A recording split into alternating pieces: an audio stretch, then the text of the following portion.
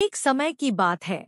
कपिलवस्तु के प्राचीन साम्राज्य में सिद्धार्थ नाम का एक राजकुमार रहता था। विलासिता और विशेषाधिकार में पैदा होने के बावजूद सिद्धार्थ को असंतोष की गहरी भावना महसूस हुई और वे जीवन में अर्थ खोजने के लिए उत्सुक थे।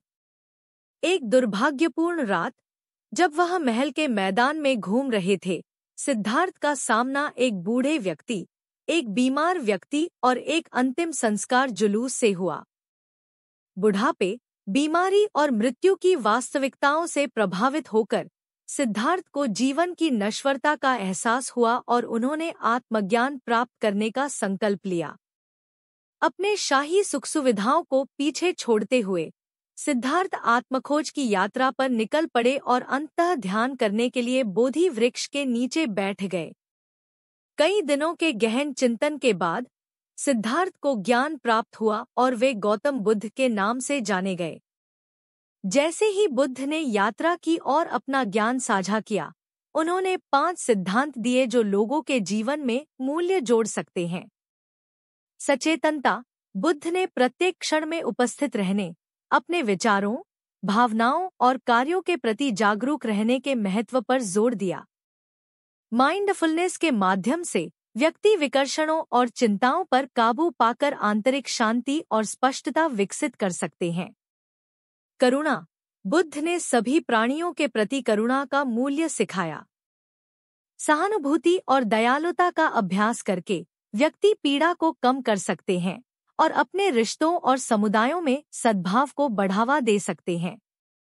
अनासक्ति, बुद्ध ने माना कि इच्छाओं और संपत्ति के प्रति लगाव दुख की ओर ले जाता है। उन्होंने भौतिक गतिविधियों से अलगाव और परिवर्तन की स्वीकृति को प्रोत्साहित किया, जिससे व्यक्तियों को संतुष्टि और लालसा से मुक्ति मिल सकी। सही कार्य, बुद्ध ने नैतिक आचरण और धार्मिक व्यवहार की वकालत की। सही कार्य के मार्ग पर चलकर व्यक्ति निष्ठा, ईमानदारी और दूसरों के प्रति सम्मान विकसित कर सकते हैं और समाज में सकारात्मक योगदान दे सकते हैं। आंतरिक शांति, अंत में बुद्ध ने सिखाया कि सच्ची खुशी भीतर से आती है। ध्यान, आत्मचिंतन और आध्यात्मिक अभ्यास के माध्यम से आंतरिक शांति पैदा करके व्यक्ति सांसारिक चिंताओं से परे जा सकते हैं और स्थायी संतुष्टि पा सकते हैं। लेकिन गौतम बुद्ध की शिक्षाएं यहीं नहीं रुकी। उन्होंने इस बात पर भी जोर दिया। कृतज्ञता, बुद्ध ने जीवन के आशीर्वाद के लिए कृतज्ञता व्यक्त करने का महत्व सिखाया।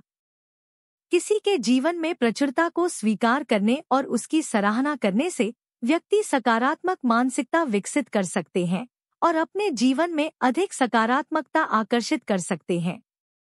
क्षमा, बुद्ध ने उपचार और मुक्ति के मार्ग के रूप में क्षमा को प्रोत्साहित किया।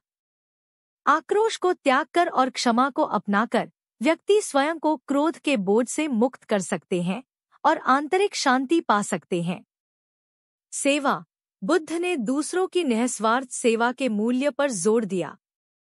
जरूरतमंद लोगों की सेवा करके और समाज के कल्याण में योगदान देकर व्यक्ति अपनी इच्छाओं से परे पूर्णता और उद्देश्य पा सकते हैं।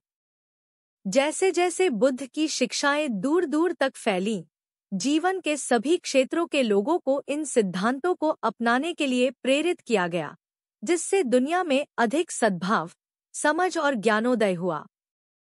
और इसलिए गौतम बुद्ध की यात्रा अपने शाश्वत ज्ञान और परिवर्तनकारी पाठों के साथ पीढ़ियों को सार्थक और पूर्ण जीवन जीने के लिए प्रेरित करती रहती है।